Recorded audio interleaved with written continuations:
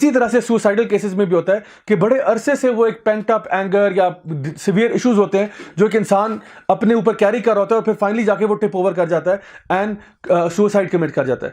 اس لیے ہم اس جب ایشو کو دیکھتے ہیں تو سائیکولوجیکل ایشوز میں یہ بات بھی دیکھنے والی ہے کہ کچھ ایکچولی ایشوز ایسے ہوتے ہیں جو کہ ہو سکتا ہے کہ 100% کوئی میڈیکل پرابلم ہو اس کو. For example there are many people out there who might be suffering from many kind of psychological issues جس کا تعلق انسان کے اسپرچویلٹی کے ساتھ نہیں ہوگا. فار ایگزامپل ایک بندہ مینٹلی ریٹارڈڈ ہے, ایک بندہ اسکیزوفرینک ہے, ایک بندے کو بائی پولر ڈس آرڈر ہے, ایک بندے کو کوئی اور میڈیکل ایشو ہے, تو وہ ہم کہتے ہیں ٹھیک ہے you need to go and see a psychiatrist اور اے ڈاکٹر اور something like this. But the thing is کہ there are many issues, especially now آج کل کے زمانے میں جب ہم دیکھتے ہیں کہ ہر دوسرا بندہ ڈپریشن سے گزرا ہے. یہ کوئی نارمل بات نہیں ہے. امریکہ کے اندر اور ویسٹرن ورلڈ میں ایک بڑی عام سی بات ہے کہ وہ بڑا ایک فیشن سٹیٹمنٹ بن گیا کہ I am going to see my shrink کون ہے؟ My psychiatrist.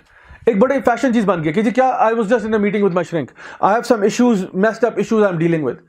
بڑی کامن سی بات ہے کہ لوگ جو ہے وہ ڈفرینٹ پرسکرپشن ڈرگز پہ ہوتے ہیں جو کہ ان کے سائیکولوجیکل ایشوز کو ٹھیک کرنے کے لیے ہوتی ہیں. اور یہ کوئی نارمل اسٹیٹ نہیں تھی. نارمل اسٹیٹ میں you suppose to be normal, rational, logical, without any medication, without any chemicals. لیکن بہت سارے لوگ ایسے ہیں جو کہ اس طرح کی چیزوں سے گزرے ہوتے ہیں. ایک اور بھائی تھے مجھے بتا رہے تھے کہ لاہور میں ایک دفعہ ایک بڑے 5 اسٹار ہوٹل کے اندر ایک ڈنر ہو رہا تھا ڈفرینٹ فیملیز کا. تو جو ان کی خواتین تھیں وہ ایک ٹیبل پہ ساری بیٹھی ہوئی تھیں اور وہ کہتے ہیں کہ ان کے بیچ میں, خواتین کے بیچ میں ایک کمپٹیشن چل رہا تھا کہ کس کے پاس کیا چیز زیادہ ہے. اب عام طور پہ جب یہ بات کی جاتی ہے کس کے پاس کیا زیادہ ہے تو بات کیا ہوتی ہے کہ پیسہ کس کے پاس زیادہ ہے, شوز کس کے پاس زیادہ ہیں, ہینڈ بیگز کس کے پاس زیادہ ہیں, وغیرہ وغیرہ, ورلڈلی پوزیشنز. لیکن وہ کہتے ہیں کہ اس ٹیبل کے اوپر جو چیز کاؤنٹ کی جا رہی تھی, اس ایلیٹ فیملیز جو اکٹھی ہوئی ہیں, وہ یہ تھا کہ خواتین یہ بات کر رہی تھی کہ کون رات کو سونے سے پہلے زیادہ گولیاں کھاتا ہے.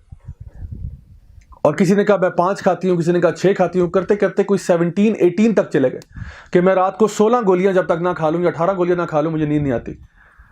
The question is why.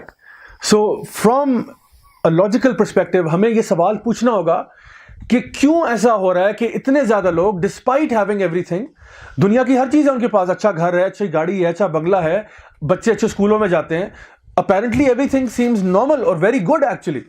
لیکن پھر کیوں ایسا ہے کہ لوگ پھر بھی ڈپریس ہیں؟ اور اسپیشلی جو ہمارا آج کا ٹاپک ہے سیلیبریٹی سوسائڈز کے بارے میں.